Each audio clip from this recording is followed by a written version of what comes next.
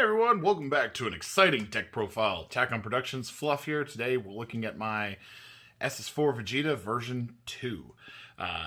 This was kind of a long time coming. A couple people have asked for it. I've mentioned it.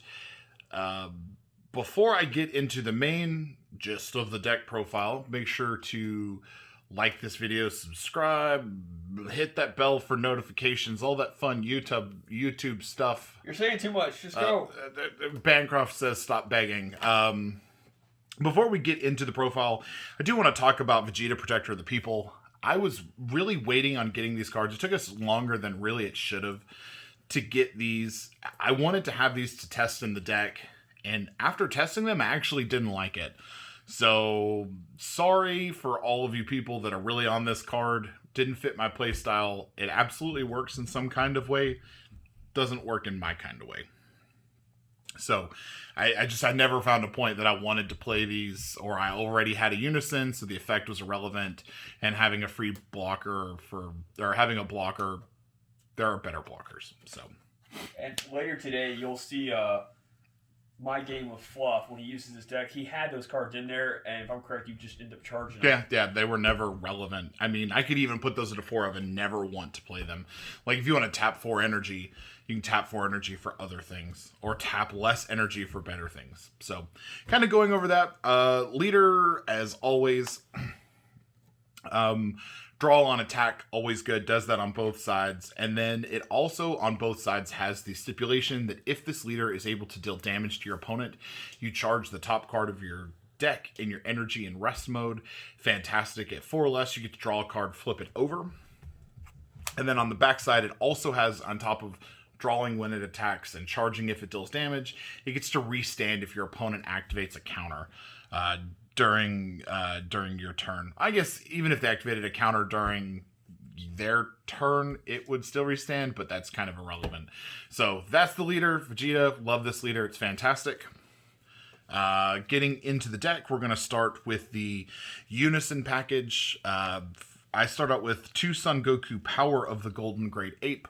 I actually love this Unison. It's fantastic in this deck as kind of a throwout on turn 2, or once you have 2 energy. This boy did get eroded, so activate main for 4 energy, you get to draw 2 cards, but his most important effect is his +1 to give the leader 10,000 for the turn. So on the front side, it makes your leader 20,000. On the back side, it makes it 25,000 that may potentially attack twice. So it makes it incredibly difficult for your opponent to combo out of. And then we do also have the -4 ability, which is you shuffle 1 card from your drop area back into your deck, then you draw 2 cards. We don't honestly use that often, though it does sometimes come up. So we run 2 of those, and you'll see that I run like a really weird Unison package. But the deck draws enough that you should see one of the few of them over the course of the game, and you really just kind of use them to solve problems, not necessarily that each Unison does what it does. I do play 2 of the Zeno Cosmic Unisons.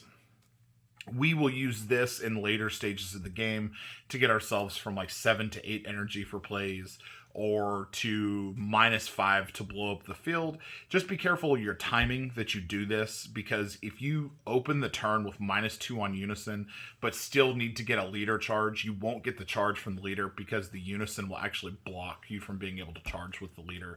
So be careful on using that +2 first in the turn. You usually want it to be the last thing that you're going to do for the turn if you don't have anything else to do. But we do use the Unison primarily for the spare charging when we need it, and we also use it for the -5, which just blows up problematic fields. And then our last Unison, also at a 2 of, is SS4 Son Goku, Protector of the Earth. I absolutely love this Unison. Probably one of my favorite Unisons in the game. It's probably right up there next to Baby Parasitic Menace, or whatever it's called. Basically, when you play him, you pay 5 to play him. He doesn't have a way to gain counters in this deck, so you don't want to play him. That's why I don't like him with the Vegeta. You play him and he only has 3, so he's going to die a lot quicker anyway. So when you play him, your opponent can't attack for the duration of their next turn unless they place 1 of their battle cards with an energy cost of 2 or more at the bottom of their deck. So if you can follow this up after going -5 on a Zeno, They lose their whole field, and then you can drop this guy, and now your opponent has to waste resources just to even attack. And then, of course, his -1, you get to draw 2 cards, and then bottom a card. It's basically like having a another super combo in the deck. And then the -2 takes all cards on the field and puts them back in the hand. So even if you don't have a Zeno set up, if you tap 5 for him, you can use the -2, and it puts him at 3. It's pretty hard to get rid of. You can defend him pretty sufficiently at that point. So I do kind of run a toolbox of blue unisons. It sounds really weird. I promise I never have problems with not having a unison when I need one. You just always are able to see one. It doesn't really matter which one you have. You're just able to see them. So that kind of being the weird spot of the deck. Then next, and I think probably one of the most important cards of the deck, is Ultra Instinct Goku's Kamehameha. Again, I've talked a lot about this card before. You know, swinging with the leader on turn 1 on the front side nets you a draw, and then you can tap 1 if they don't negate, throw an Ultra Instinct Goku's Kamehameha on it. It becomes a 25,000 single strike that also draws you another card. So if your opponent wants to combo out of this, let them. You know, your opponent would theoretically, if they went first, they wouldn't draw. They'd charge a card from their hand. They'd pass with 5 cards in their hand. You swing. If they don't negate it, you pop an Ultra Instinct Kamehameha on it, making it, 25,000. They would have to combo from 10 to 30, which is a net 4 cards out of their hand. If they want a combo out of this, be my guest. So really important, really great for late game defenses if you see them late game, but we definitely want one of these. This is usually my hard mulligan target. Then other just generically good blue stuff that we run, 4 Dimension Magics, 3 Senzu Beans. Good blue stuff. You don't have to run the Senzu Beans in this deck. It's just more for defenses early game before you get your energy up. And then also on Dimension Magic, in a best of 2 format, you could easily side those out for Vegeta's Final Flash. So, or not Vegeta's Final Flash. What is it called? It's the 2-drop negate that draws 2 cards. It's a 2-cost negate that draws 2. Bang? Big Bang Attack. Yeah. Or Final Shine Attack. That's what it's called. Final Shine. Moving on to super combos, we run 2 of the Zeno, 2 of the Vegeta. So kind of a weird choice here, but oftentimes because you are blindly charging energy, there may be something like a unison that you're going to need or something that you want to get out of your energy, so Zeno will recover that. Plus, Zeno is a way that we can spend our energy and have another card on the field to swing with, or use Senzu Bean on to restand more energy, or bait out opponents' negates, or counterplays. Like sometimes playing a Zeno onto the field will just prompt your opponent to activate counterplays at times, so we want to take advantage of that. The Vegeta is more for hand control, having the correct quality of cards in your deck. So 2-2 split has worked perfectly fine. There are times that I wish it was 4 Vegeta or 4 Zenos, but truthfully, this is the best of both worlds. You just kind of have them as you need them in whatever situation that you need. The deck draws enough that having the quality super combos is not always deeply missed. Then I do run 3 of the SS2 Trunks Heroic Prospect. This card is actually really good in this format. I only have 3 personally, so we don't run a full 4 of, though you absolutely could run a full 4 in here. It's really good against the red Brawly match. It's really good against the dark Brawly match. It's really good against a lot of different games right now. But there are decks where this card is dead and doesn't provide a ton outside of being a 1-cost negate that loads a 15k body onto the field. So that's always good and something worth looking into and having. And otherwise, they just become good charge targets. So 3 of those, I've never missed it. Like I've never thought to myself, like, gosh, I really wish I had a 4th. This has been enough. Then I run 2 of the Vegeta Ready to Rumble. Again, another counter attack. This guy's a blocker, 20,000 body. And basically, it's almost as good as Baby Hatch for shutting down the turn. Because once this guy hits the field, if your opponent doesn't have a counterplay for him, they're basically not going to attack anymore unless they're okay with falling off of their turn-to-turn tempo by getting rid of energy to keep attacking. So this guy pretty much shuts the turn down, and you can pretty much be guaranteed if the Vegeta player passes with 4 or 5, even 3 energy open, that they've got some response or multiple responses to what you're about to do. So this card is fantastic. I was running it a 3 of. I ended up dropping it down to 2 because I felt like the game needed a little bit more kind of in that mid-late range as far as aggression and problem solving. So 2 seems to be enough because usually these became just an automatic charge target unless I was facing a very specific kind of deck or was able to pass with 4 open energy. But 2 has served me perfectly fine in testing. Then I run 2 Ultra Instinct Son Goku. This is the 4-drop from Draft Box 1. Again, this is a problem-solving card. So it's counter-attack, it's counter-play. When it's played, you choose one of your opponent's cards, ignoring barrier, send it back to the hand. So this can stop a lot of problematic cards. And isn't something that you want to use willy-nilly. You want to use it when it matters. And that's a lot of what this deck is about. It's about using the negates and the counters when they matter, at the points that they're going to have the biggest impact. So theoretically, you'd wait for your opponent to go in for a full-fledged, like, all-out assault. Use this to send back the card that is going to give you the most problem, or wait for them to commit to a play, and then throwing this down for 4 energy. Super good. This card is usually live at most points by turn 3 in this deck, so just having 2 is more than enough. Again, I don't want more because like we don't have Zeno button to restand all the energy anymore, so just having 2 is enough. MVP, oddly enough, again, hit Deadly Vanguard. This card is fantastic in the Red Brawly matchup. It's fantastic in a number of different matchups. It's really good against the Red Gogeta, surprisingly, because you use this, even though you don't get to send 2 cards back, you get to send back their 5-drop before they can make their 6. Against a bunch of different decks that want to put out smaller things or spend energy putting out a 3-drop or a 4-drop, maybe a red-green alliance deck or something that you don't want to get alliance skills on, hit takes care of very wonderfully. And really, in matches where hit is really good, Goku is less good, and matches where Goku is really good, hit is less good. So depending on the match, you can actually choose what cards you're going to end up being charged targets and hold on targets. So, you know, it's really good just knowing your matchups. Counterplays, we do run 4 of the Trunks. You have to. I mean, it's the best counterplay in the game. You have to run 4. I'm not going to talk about it anymore. Now, kind of personal spice in the deck, I do run 2 Baby Golden Avenger. Jimmy and I talked about this a while ago when he was playing against this, and he kept expecting this to be in my deck, and I was like, honestly, I don't run it. But why not? I mean, you know, you want your leader attacks to go through. You want your late game attacks to go through without being negated. So, you know, starting your swing with an Abuni or something on the field with 5 open energy and your opponent, you know, tries to negate a critical attack, you can put this out, play it out, draw a card, bounce a card.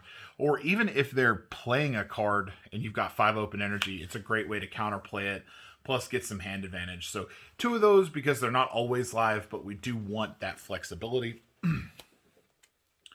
Kind of defensive cards that I run as far as battle cards. I do run 3 of the Great Saiyaman and Punisher of Evil.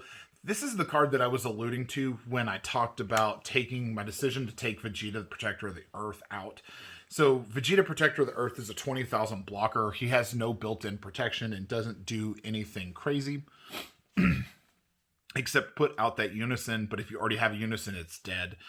So Great Saiyaman is Deflect, Barrier, Blocker, Revenge. So 4 keyword skills on a 3-drop card is absolutely fantastic. Then if this card KOs a battle card, you get to choose one of your mono blue energy and switch it to active mode. So this card can get it by swinging into a battle card, or it can get it by blocking and letting the Revenge handle the card, and then you get to restand energy for defense.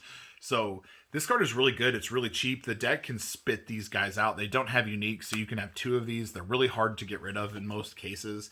And they're not reactable. They're not respondable. So it can force your opponent to kind of play weird around these guys. So 3 of those because they are so easy to play. A good blue Saiyan tech to consider out of Draft Box 6 is the blue Bardock Ape, the 5-drop. Basically, I like to have one of these in turn 1 because it's an instant charge target. So what you would do is turn 1, you would charge this guy, and then at any point you have 2 free energy.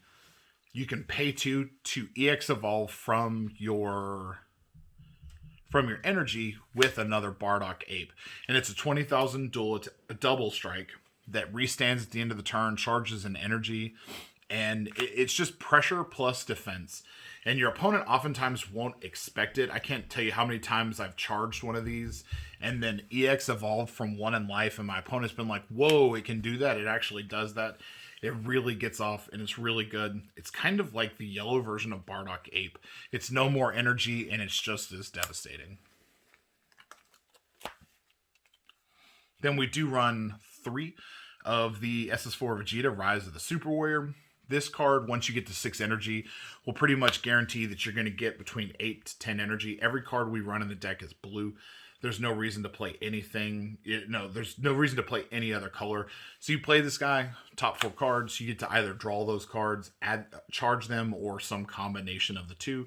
So if you're at 6 and you wanted to go to 8, you charge 2. And so that would end your turn with 2 open energy, or you could charge all 4 and leave yourself with 4 open energy, or you could draw 4. Whatever you wanted to do. So this card is really good, though there are times that you don't want to tap 6 to play this.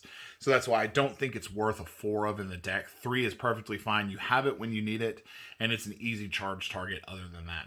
So 3 of those because card's real good.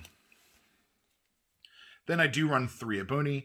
Again, this could be a 4 of, but basically there's nothing wrong with Abuni, especially when it is a official summoner. I mean, Bahamut, Shiva, Ramu, Ifrit, they're all like, they're... Sir, these are the actual tokens. Oh, sorry. Tell me I'm wrong. Tell me that he's not a summoner. Like, he just should be. But yeah, so when you play Abuni, you get 3 15k tokens that have 5k combo power. Plus, he gets to restand in energy. He's Deflect. This card will actually, honestly, win games most of the time that he comes out if you play him right and put your opponent into a position where he matters. So 4 is just too much, I think. You really only need to get an Abuni off once or twice. You never really need 4 Abunis over the course of a game. And you draw enough that you see it frequently enough at a 3 of. So after image tokens are just kind of cool. They're kind of like, poly-colored, many-colored thing. Going into game enders, we run 2 of the Android 17, Turning the Tide. This is a perfect game closer if your opponent has no battle cards or all their battle cards are tapped. They're at 2 life and you haven't swung with your leader. So you would play this. They basically have to shuffle their entire hand back into their deck. You shuffle yours too, but you swing with Android 17. Crit the life, it's 35,000, so the odds that they are 30,000, so the odds that they're going to combo out of that are nothing. Then you swing with lead, 15,000, they have nothing available to combo with, and they just lose. So you never really want to play this until your opponent's at 2 life, but a lot of decks feel comfortable going to 2, and they don't expect this coming. So you can play this to win, or my preferred method to win is Son Goku and Oob, the secret rare. I know what you're thinking, why aren't you playing Baby Hatch? Honestly, the deck is defensive enough that if I included Baby Hatch in here, I just don't think that I would play him, and I would miss some essential way to close the game. So this deck easily makes 8 energy. It easily drops him to the field, and if it catches your opponent off guard, they lose their energy tempo, they lose cards, they have to combo hard. There's just no reason not to play this in here. Like, trust me, it catches people off so hard because they're expecting Baby Hatch. They're expecting you to go in with this or with Roshi. They're expecting you to go in with Baby Ape, and they're able to deal with those cards, but they can't deal with this. So other than that, I think that is the deck. If you have any suggestions, something that you want to see get added to the deck, please let me know. I love this deck. It's super fun. I'm still pretty much undefeated with it. Don't think I've lost yet. And this deck's been through the gambit. I mean, it's played a lot of really hard matchups. I've beaten Gotenks with this. I've beaten Vegito, Red Brawly, Dark Brawly. I've beaten... That's right, you did get lucky against me. Yeah. Oh my god, I forgot. I was like, did he beat you when I was playing Gotenks? Yeah. You did get that final draw. I think was what it was. It was that last card that mattered. This deck has just outperformed my expectations. People don't know what to do against the amount of defense this deck has. So like against Baby, you know that they're going to just willy-nilly use their counters. But in this deck, you're forced to play based on knowledge of the matchup and functioning of the deck. So you have to play the counters in a way that really cripple your opponent. So having that game knowledge, like I don't think I would be very good with this deck against something that I had never played against before, and I would probably waste resources at inopportune times while learning the match. But I feel very comfortable with where this deck is at. I think in a best of 3 format, there are solutions that can come in for this deck, but in a best of 1 format, where people may not be running the blue hate cards or might not be expecting what this deck can provide, it's super good. But thank you guys so much for watching. I've really enjoyed profiling this. I've enjoyed playing this deck. Give it a go if you don't like it. I think next blue deck that I'm going to show off is going to be set 10 Trunks. And I've got a really interesting build that I've been testing on that. So make sure to stay tuned for that. Bancroft, last words? I don't do that. All right. Read your cards. Know your plays. Fluff out.